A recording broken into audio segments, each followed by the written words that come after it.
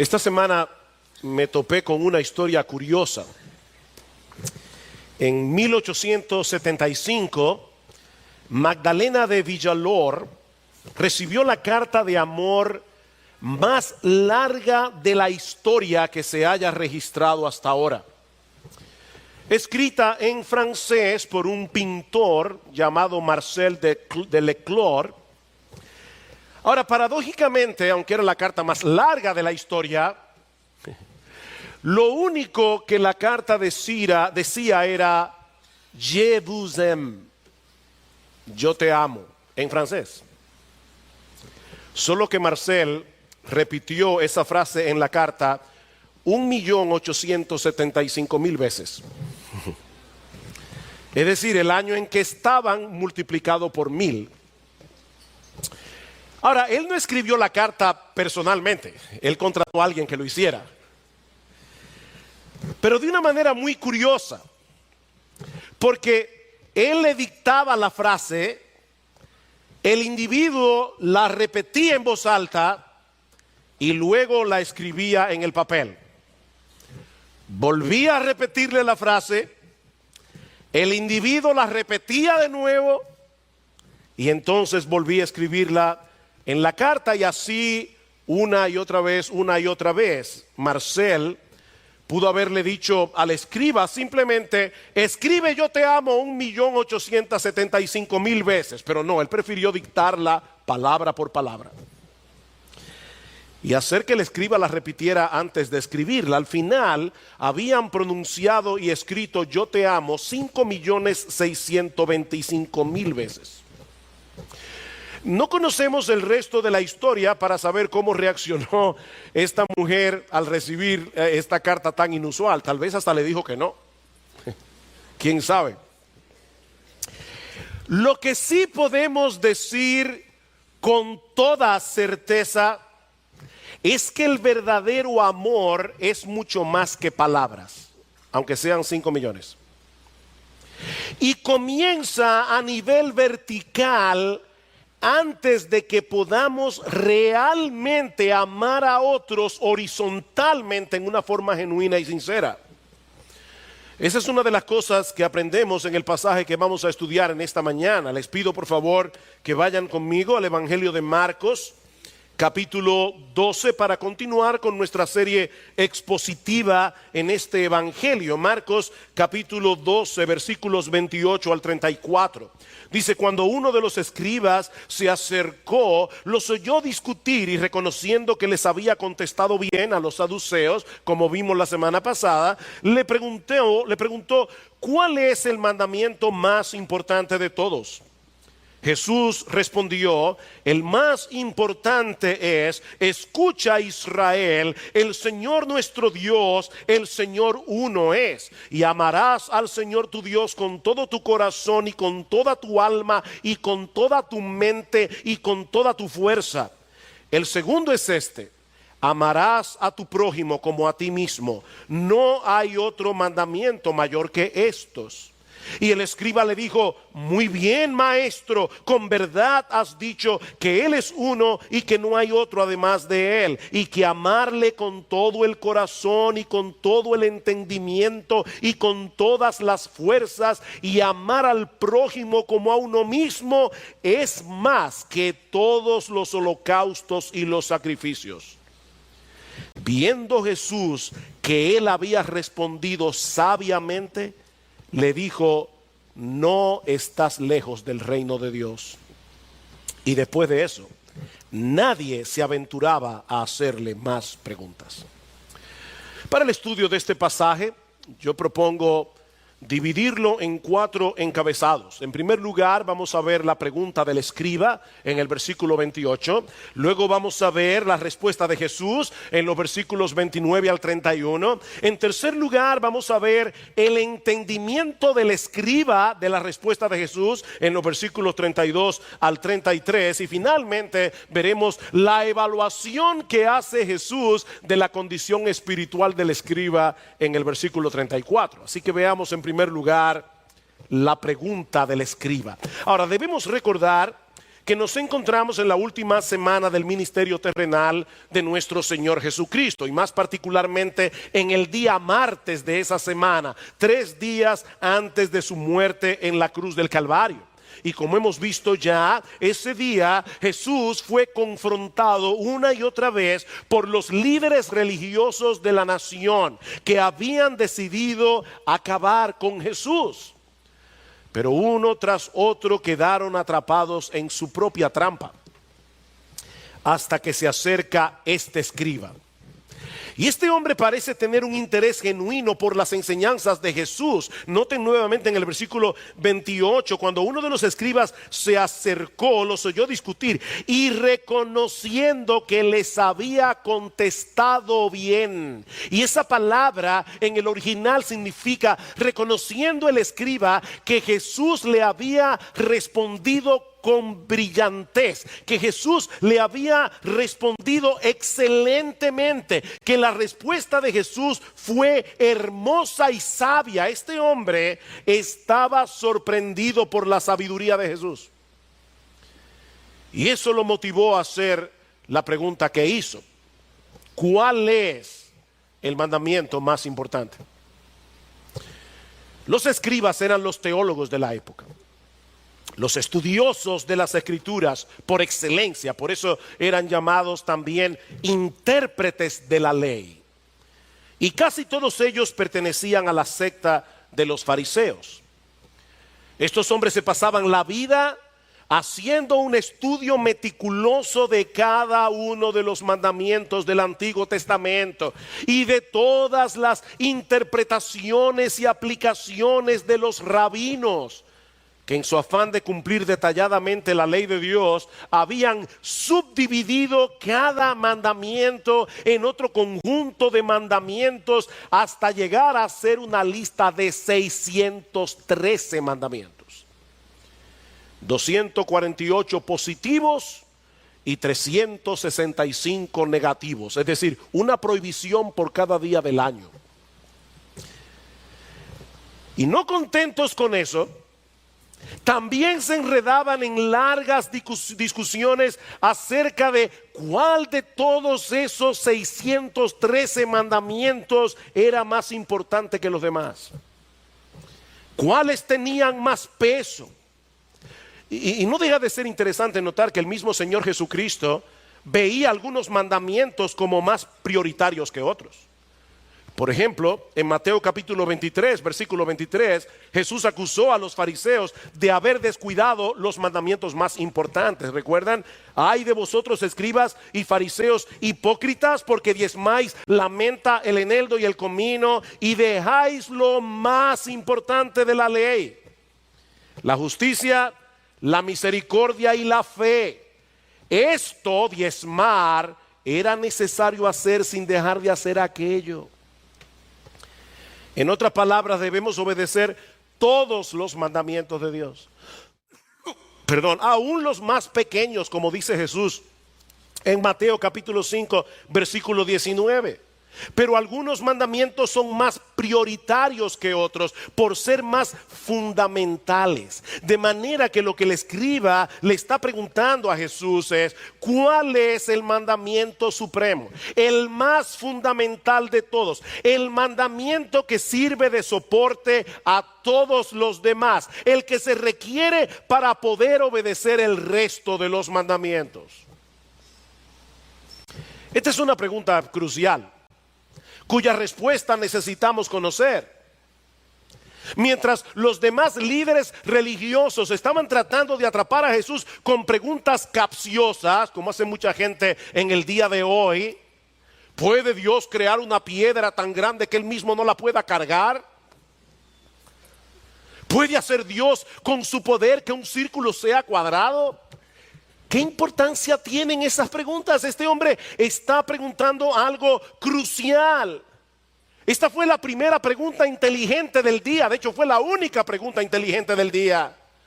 Señor, si yo quisiera agradar a Dios, ¿cuál es el mandamiento que yo debo poner en el tope de mi lista de prioridades? Eso es lo que el escriba le está preguntando al Señor. Esta fue la respuesta de Jesús. Versículo 29.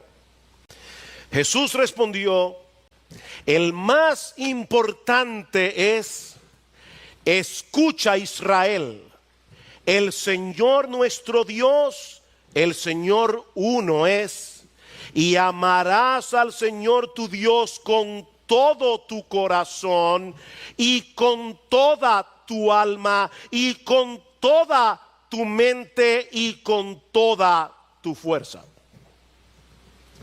El Señor le responde al escriba citando las palabras que se encuentran en Deuteronomio capítulo 6, versículos 4 al 5. Un texto que es conocido como el Shema, una especie de credo que todo judío piadoso debía recitar en la mañana y en la tarde. Se conoce como el Shema porque esa es la primera palabra hebrea que aparece en el texto de Deuteronomio y que se traduce como escuchar en español. Shema Israel, Adonai Elohenu, Adonai Echad, el Señor nuestro Dios, el Señor uno es. Esta es una doctrina fundamental de las Escrituras. No hay otro Dios aparte del Dios vivo y verdadero que se revela en su creación y que se revela en su palabra. No hay otro Dios. Él es el único soberano. Él es el único que no necesita de nada ni de nadie para su propia existencia, para su propia subsistencia y para su propia felicidad. Él es perfecto en todos sus atributos. Él es perfecto en todo lo que él hace. Él es eterno, Él es inmutable, Él es omnisciente, Él es omnipotente, Él es perfectamente santo, Él es perfectamente justo, Él es perfectamente bueno, Él es perfectamente sabio. No hay nada ni nadie que pueda compararse con Él porque solo Él es Dios. Escucha, Israel.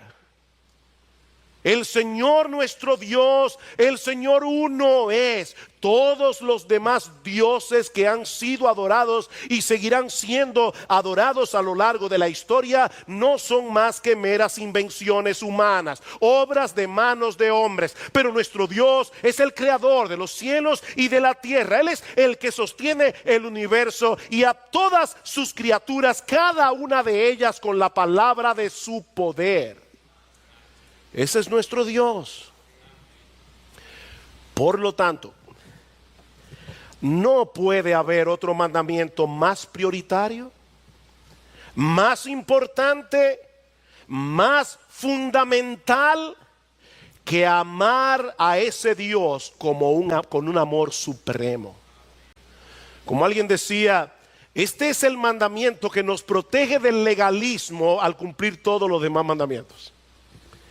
Este es el mandamiento que nos protege del legalismo al tratar de obedecer los demás mandamientos. Porque si no es el amor a Dios lo que nos mueve a la obediencia de sus mandamientos, entonces no hay obediencia realmente, sino un intento de manipular a Dios para que Él haga lo que yo quiero o para evitar su castigo.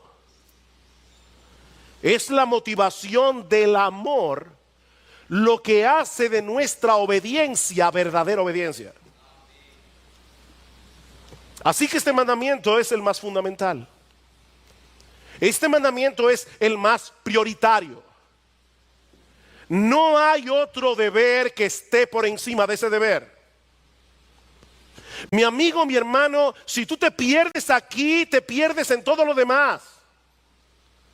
La vida espiritual comienza y termina con el amor a Dios. Eso es lo que distingue a un verdadero creyente de uno que no lo es.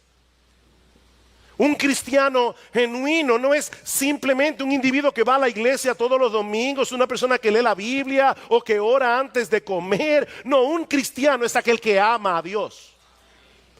Es un amador de Dios.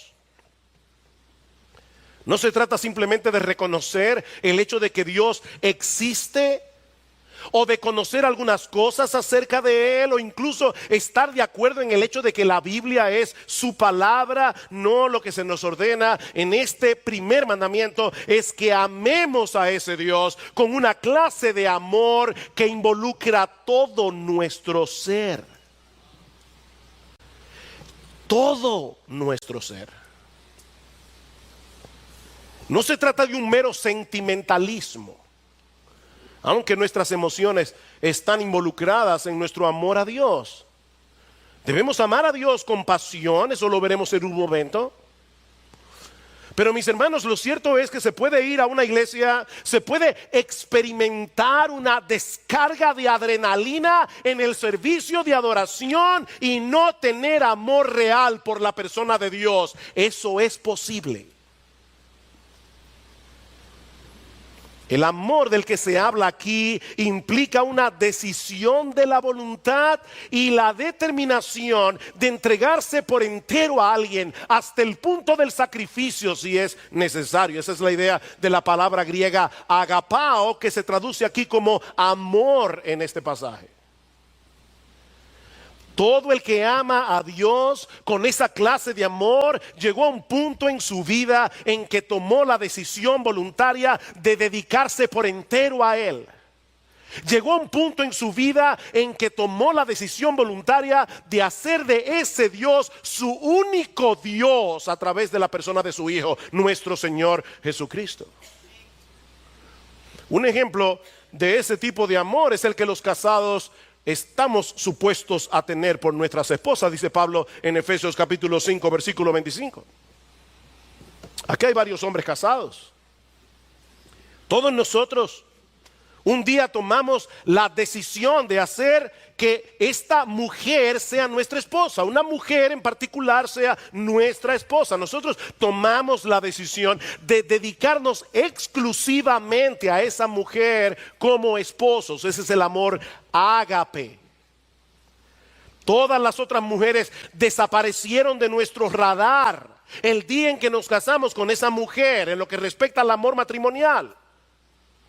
Y por supuesto nosotros podemos y debemos amar a otras personas, aún a otras mujeres, pero no como amamos a la nuestra. Ese amor es exclusivo. Lo que hacemos con nuestra esposa no podemos hacerlo con nadie más, porque sería infidelidad. Bueno, de la misma manera, solo que en un sentido infinitamente superior, hubo un día en que Dios nos atrajo hacia Él con cuerdas de amor y nosotros nos entregamos por entero a ese Dios para que Él sea nuestro único Dios, el objeto supremo de nuestra devoción, de nuestra obediencia y de nuestro deleite. De ahí la insistencia del texto en la palabra todo. ¿Se dieron cuenta? Debemos amar a Dios con todo el corazón, con toda el alma, con toda la mente, con todas nuestras fuerzas. Un Dios como nuestro Dios no puede recibir menos de eso. Con Él, mi amigo, es todo o nada. Es todo o nada. Todo el corazón, toda el alma, toda la mente, todas nuestras fuerzas. Y aunque es difícil hacer una separación de significado muy marcada en cada una de estas palabras, lo cierto es que cada una de ellas enfatiza algo diferente.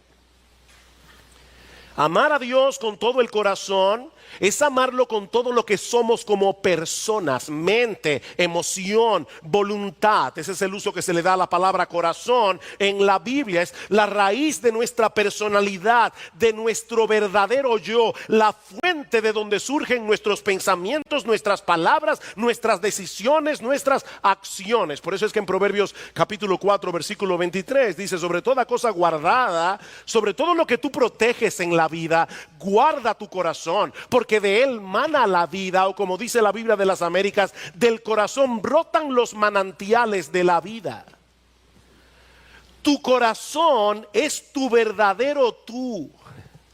No lo que parece que tú eres, sino lo que tú eres realmente. Cuando tú eres tú. Así que lo que este mandamiento exige de nosotros es que amemos a Dios con todo lo que somos y en todo lo que hacemos. No se trata de una mera apariencia de amor, no es una fachada, es un amor genuino y profundo que se manifiesta en nuestra obediencia a los mandamientos de Dios, porque sinceramente nosotros deseamos agradarlo a Él. Y aunque esa obediencia nunca será perfecta de este lado del cielo, porque el pecado todavía mora en nosotros, es una obediencia genuina, es una obediencia sincera, es una obediencia que anhela la llegada de aquel día en que podamos rendirle a Dios la obediencia perfecta que Él merece. Si me amáis, dice el Señor, guardaréis mis mandamientos.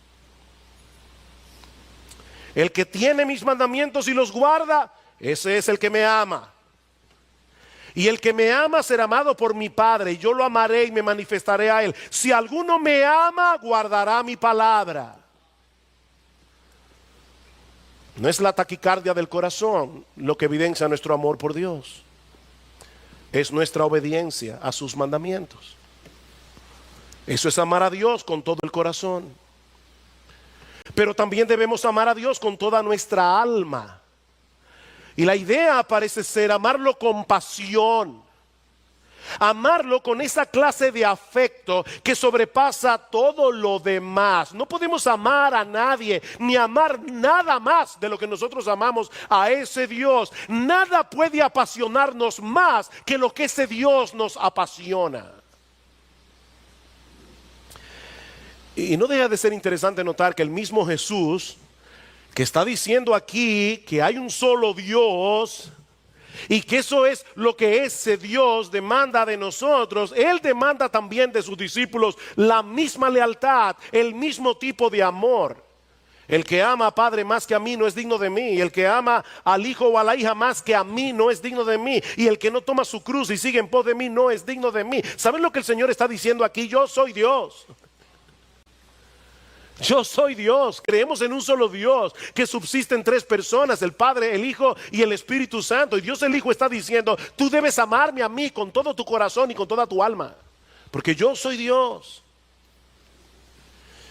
Amar a Dios con toda el alma significa que Él es nuestro más grande anhelo, significa que Él es nuestro más grande tesoro, significa que Él es nuestro más grande deleite, significa que Él es nuestro más grande gozo.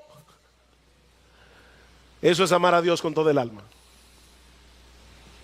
Puede ser que en un momento dado un verdadero creyente pase por un periodo de enfriamiento espiritual. Pero si es un verdadero creyente, él no se va a acomodar a ese estado. Si es un verdadero creyente, él va a procurar salir de esa condición de tibieza, como el siervo brama por las corrientes de las aguas. Así clama por ti, oh Dios, el alma mía, mi alma tiene sed de Dios. Ese es el sentimiento del creyente que está pasando por un tiempo de sequía. Mi alma tiene sed de Dios. Debemos amar a Dios con todo el corazón, debemos amar a Dios con toda el alma, debemos amar a Dios con toda nuestra mente. Debemos poner al servicio de Dios todas nuestras capacidades intelectuales, debemos poner al servicio de Dios todo nuestro entendimiento. Una de las cosas que eso implica en la práctica es que todo aquel que verdaderamente ama a Dios aplica sus capacidades intelectuales, las que Él les dio, para entender cada vez mejor las riquezas de su revelación. ¿Qué nos dice Dios de sí mismo y de sus obras y del Evangelio y de Cristo en su palabra, la Biblia? Mis hermanos, esa es una de las razones por la que en esta iglesia mantenemos la centralidad de la exposición de las Escrituras en nuestros servicios de adoración. Para amar a Dios con toda nuestra alma y darle a Él lo mejor de nuestros afectos, nosotros debemos entender quién es ese Dios. Nosotros debemos entender qué es lo que ese Dios ha hecho por nosotros en la persona de nuestro bendito Señor y Salvador Jesucristo. Mis hermanos, las emociones genuinas que se despiertan en los servicios de adoración en la iglesia son las que comienzan en el intelecto. En el intelecto. De lo contrario, eso es puro emocionalismo, eso es pura manipulación. Y las iglesias están llenas de manipuladores. Jesús le dijo a la mujer samaritana en Juan capítulo 4 versículo 23 que Dios está buscando verdaderos adoradores. ¿Y sabes quiénes son los verdaderos adoradores? Los que le adoran en espíritu y en verdad. Los que le adoran en espíritu y en verdad. Y la verdad se entiende con la cabeza. Debemos amar a Dios con todo nuestro corazón, debemos amar a Dios con todo el alma, debemos amar a Dios con toda nuestra mente, debemos amarlo con todas nuestras fuerzas. Es decir, debemos amar a Dios con la totalidad de nuestras capacidades físicas. Dedícame a mí lo mejor de las facultades con las que yo te he dotado. Dedícame a mí lo mejor de tus energías. Dedícame a mí lo mejor de tu capacidad productiva. Hay personas que son increíblemente creativos y productivos a la hora de hacer dinero, o para hacer que una empresa funcione como debe funcionar. Bueno, amar a Dios con esas facultades significa hacer lo que tú haces en cualquier área de tu vida, incluyendo tu trabajo, para la gloria de Dios, para que la gente reconozca en ti las capacidades que Él te ha dado, no para que te admiren a ti, sino para que admiren a Dios. Pero también implica poner esos dones, talentos y recursos al servicio de su iglesia. También significa poner esos dones, talentos y recursos para la expansión del reino de Dios. Nosotros debemos ser creativos y productivos para la obra de Dios en la iglesia y en el mundo.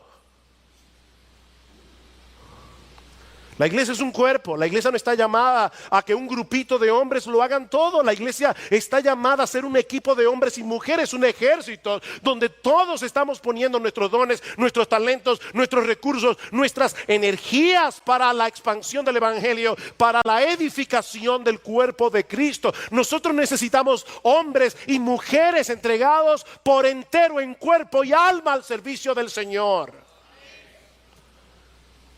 Esa famosa distinción que hacen algunos, bueno, hay creyentes que están a tiempo completo, los pastores obviamente, otros que no están a tiempo completo. Eso es falso. Todos los cristianos estamos a tiempo completo, porque todos somos creyentes 24/7, los 365 días del año. Ama a Dios con todas tus fuerzas. Amar a Dios es el mandamiento más importante de toda la Biblia, pero amarlo de esa manera. Ese es el deber que debemos colocar en el tope de nuestra lista de prioridades. Debemos dedicarle a Dios todo lo que somos y hacer de Él nuestro más grande tesoro, nuestro más grande deleite, nuestro más grande gozo. Eso es lo que implica amar a Dios con todo nuestro corazón, con toda nuestra alma, con toda nuestra mente, con todas nuestras fuerzas. Pero hay algo más implicado en ese mandamiento. Vean una vez más el versículo 31. El escriba le preguntó a Jesús por el mandamiento más importante, pero ahora el Señor quiere hacerle ver que el amor a Dios está inseparablemente unido al amor al prójimo. Versículo 31. El segundo es este. Él le hizo una pregunta, pero el Señor siempre da más de lo que uno le pide. El segundo es este: amarás a tu prójimo como a ti mismo. No hay otro mandamiento mayor que este. Y el Señor está citando aquí Levítico capítulo 19, versículo 18. Deuteronomio 6, Levítico 19. En el texto paralelo en el Evangelio de Mateo dice que estos dos mandamientos, amar a Dios y amar al prójimo, resumen toda la ley y los profetas. En estos dos mandamientos se resume toda la ley y los profetas. En otras palabras, todo lo que Dios nos ha revelado en su palabra nos lleva de la mano al cumplimiento de estos dos deberes: amar a Dios con todo tu ser, amar al prójimo como a ti mismo. No se puede amar a Dios sin amar al mismo tiempo a aquellos que llevan impresa su imagen. Y el hombre fue hecho a la imagen de Dios. Debemos amar a Dios, debemos amar al prójimo. Ahora, es importante señalar aquí que el Señor no nos está ordenando en este texto que nos amemos a nosotros mismos para que entonces seamos capaces de amar al prójimo. Y aclaro esto porque esa es una enseñanza que se ha vuelto popular, muy popular recientemente, incluso en círculos cristianos. Debemos amarnos a nosotros mismos antes de que podamos amar a los demás. Suena lógico, ¿verdad? Porque Jesús dice que debemos amar a los demás como nos amamos a nosotros mismos. Así que si no nos amamos a nosotros mismos, dicen estos expertos, tampoco podremos amar al prójimo. Genial. Ahora, si ese fuera el caso, entonces debemos llegar a la conclusión de que el mandamiento más importante no es amar al prójimo. El mandamiento más importante entonces sería amarnos a nosotros mismos. Yo no sé cómo ellos encajan eso con niega tu propia vida, crucifícala en la cruz, pero ellos enseñan eso. Pero no es lo que Jesús enseña. No, Jesús no está enseñando eso aquí. Jesús está asumiendo que todos nos amamos a nosotros mismos. Eso es una realidad. Eso es parte intrínseca de nuestra naturaleza. Eso viene en el ADN de los seres humanos. Ocuparnos de nosotros mismos, cuidarnos a nosotros mismos, protegernos a nosotros mismos. Y lo que Dios nos dice en su palabra es que nosotros debemos amar a los demás con esa misma clase de amor que ya tú tienes por ti mismo. Tú te amas a ti mismo, créeme, con todo tu corazón, con toda tu alma. Tú te amas a ti mismo. En estos días hablaba con una jovencita que me decía: pastor, es que yo tengo un problema de baja autoestima. Digo, no, mija, no. El problema tuyo es otro muy diferente. Tú te estimas demasiado a ti misma. ¿Sabes por qué tú eres una idólatra? Le decía yo. Tú eres una idólatra porque en el fondo tus ídolos sirven para ti. Tú te adoras a ti misma en la adoración de tus ídolos. Eso es como el joven o la joven. Yo no sé cuántas veces yo he tenido ese caso en mi oficina. Una joven que me dice: pastor, conocí al hombre de mi sueño. Es un tipo maravilloso, caballeroso, inteligente, tiene los pies en la tierra y para colmo es buen mozo. Solo tiene un pequeño problema, que no es creyente, pero es una sola cosa. Todo el resto de la lista lo tiene bien, menos eso. Yo siempre les hago la misma pregunta: ¿tú lo amas? Y siempre me responden lo mismo: sí, pastor, con todo mi corazón. Y yo siempre les digo: te estás engañando a ti mismo. Tú no lo amas, tú lo odias. Tú lo odias con cada fibra de tu ser. Porque si tú eres un cristiano, tú sabes que lo que ese joven necesita es a Cristo, no a ti. Sin embargo, tú estás dispuesta a echar el evangelio por la ventana para hacerle ver a este joven indirectamente, enviarle el metamensaje de que el evangelio no es importante. En otras palabras, tú estás diciendo: yo quiero a ese hombre para mí aunque se vaya para el infierno. Tú no lo amas, tú lo odias. No te engañes a ti misma. Ama a tu prójimo como a ti mismo. Como tú te amas ya de por sí a ti mismo. Todo el empeño, toda la creatividad, toda la energía que nosotros gastamos en proveer para nuestras necesidades, con ese mismo empeño, con esa misma creatividad, con esa misma energía, debemos amar a los demás, incluyendo a nuestros enemigos. Uy.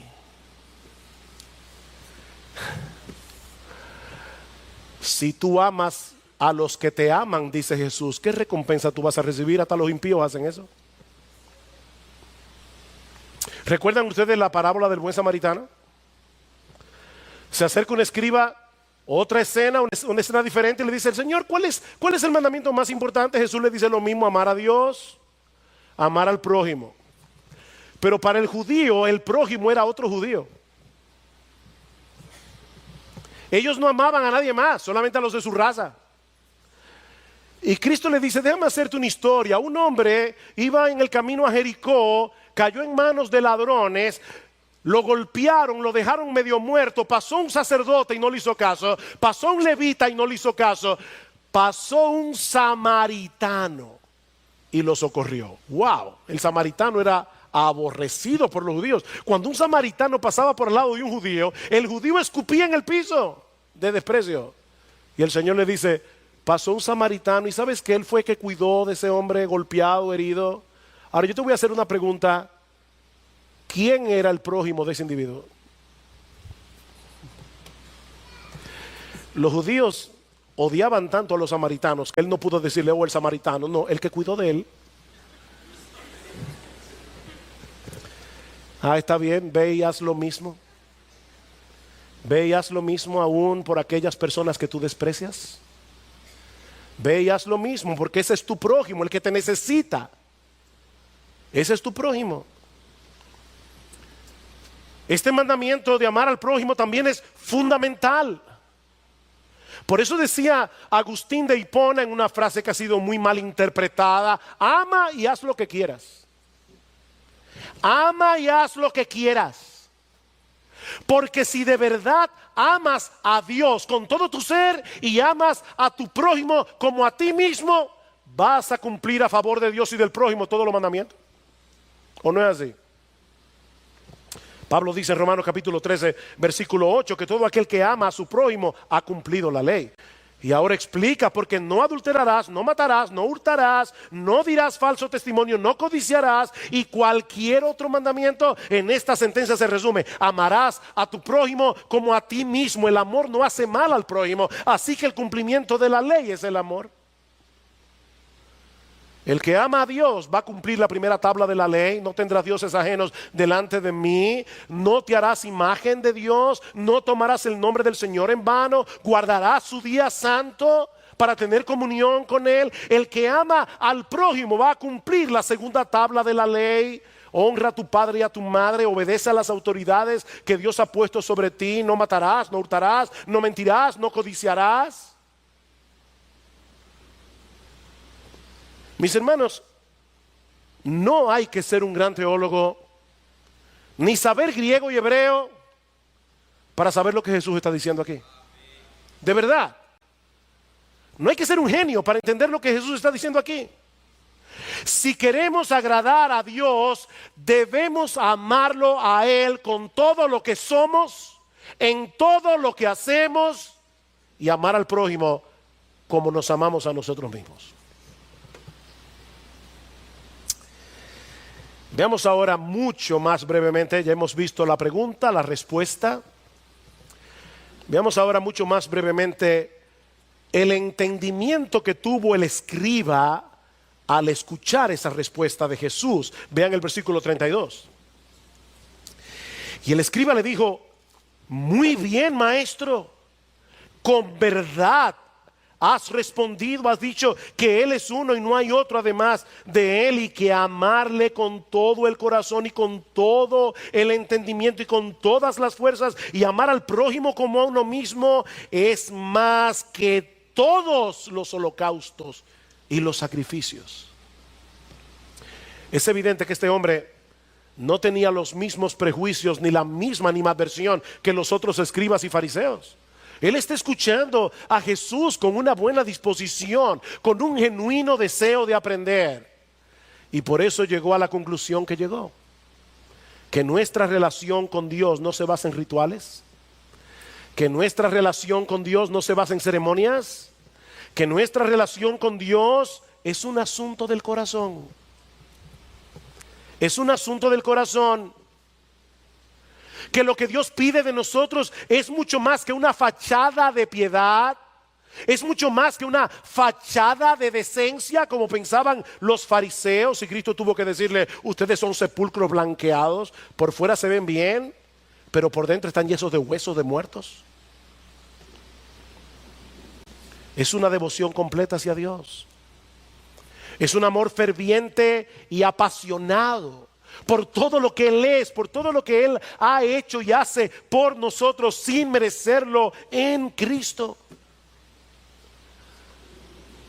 Se pueden hacer cosas externas para Dios. Venir a la iglesia, cantar, leer la Biblia, incluso hasta ofrendar, sin amar a Dios. Los fariseos hacían todo eso y no amaban a Dios. Pero este escriba llegó al corazón del asunto. De ahí la evaluación que hace Jesús de su condición espiritual. Versículo 34, dice, mi último punto. Viendo Jesús que él había respondido sabiamente, este es un adverbio que solo aparece aquí en el Nuevo Testamento y da la idea de alguien que ha llegado a tener una comprensión correcta de un asunto. Viendo Jesús que este hombre había dado en el clavo, que había entendido las implicaciones de sus palabras, le dijo: no estás lejos del reino de Dios. He ahí la evaluación de Jesús. ¿Cómo estaba este hombre? Dice: tú no estás lejos del reino de Dios. Ahora, la idea no es: estás bastante cerca del reino, así que esfuérzate un poco más. No. El escriba estaba cerca del reino porque parece haber entendido lo que todo hombre necesita entender primero para poder entrar en el reino, que es imposible entrar por esa puerta a través de reglas y regulaciones, porque nadie puede obedecer los dos mandamientos más importantes. Nadie puede obedecer esos mandamientos. Mira, mi amigo, es mucho más fácil llevar a cabo rituales. Es mucho más fácil en Semana Santa cargar con una cruz el Domingo de Ramos y hacer muchísimas cosas de esas que la gente hace. Es mucho más fácil hacer eso que amar a Dios con todo tu ser. Es mucho más fácil escribir una carta como la de Marcel de Leclerc y escribir Jebusem 50,000 veces que amar al prójimo como a ti mismo. Escribir esa carta es más fácil, y más si contrata a alguien que te la escriba por ti.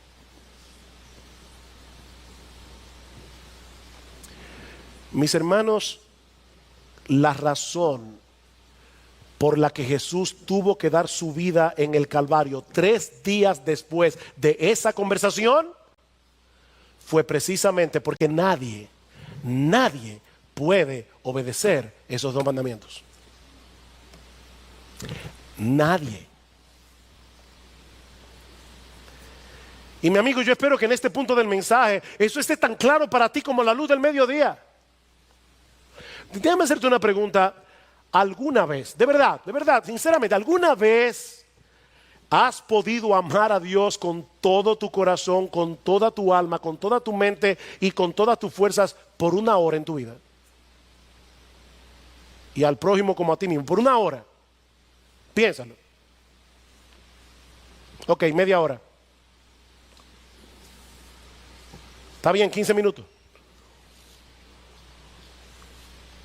1 minuto. Seamos honestos.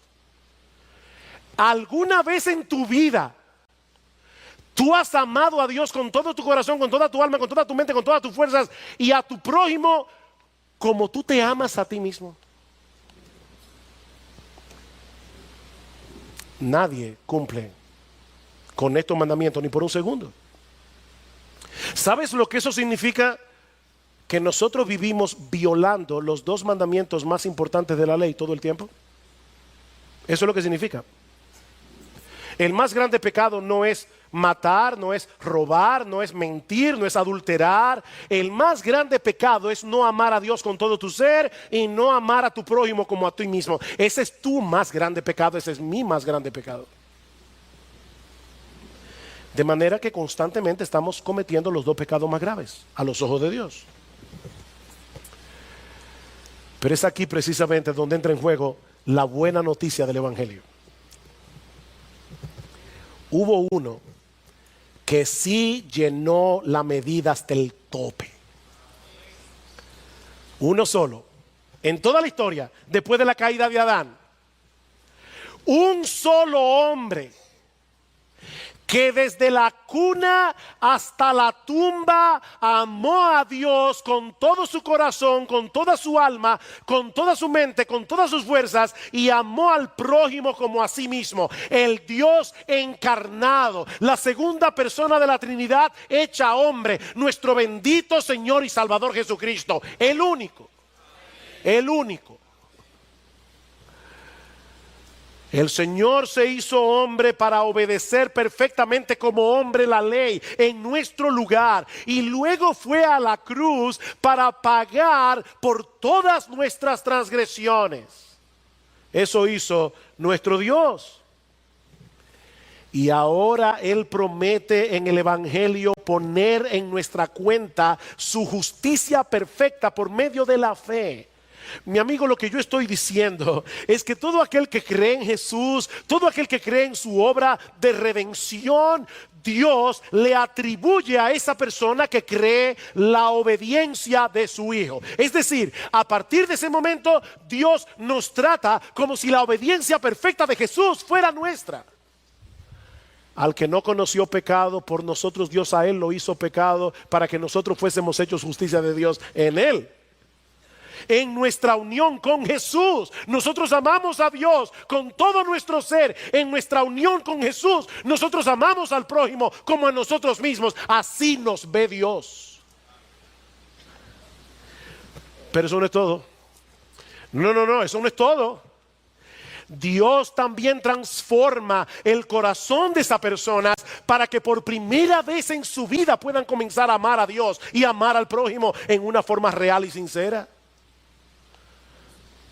De hecho, es interesante notar que en el mismo libro de Deuteronomio que Jesús está citando, en Deuteronomio capítulo 30, versículo 6, Dios le promete al pueblo de Israel circuncidarles el corazón. Y esa es una figura que se usaba en el Antiguo Testamento para hablar de ese cambio, de esa transformación que todos nosotros necesitamos. Dice, yo voy a circuncidar tu corazón para que ames al Señor tu Dios con todo tu corazón y con toda tu alma, a fin de que vivas. Yo voy a circuncidar tu corazón. No, nadie puede amar a Dios con todo su ser, a menos que Él cambie nuestro corazón orgulloso y egoísta e incrédulo por un corazón creyente, amante y obediente. Nadie puede amar a Dios a menos que Dios haga eso. Es lo mismo que dice Ezequiel capítulo 36, versículo 26. Os daré un corazón nuevo y pondré un espíritu nuevo dentro de vosotros. Quitaré de vuestra carne el corazón de piedra y os daré un corazón de carne. Pondré dentro de vosotros mi espíritu y haré que andéis en mis estatutos y que cumpláis cuidadosamente mis ordenanzas. No somos salvos por obras, no somos salvos por obedecer, pero somos salvos para obrar y somos salvos para obedecer.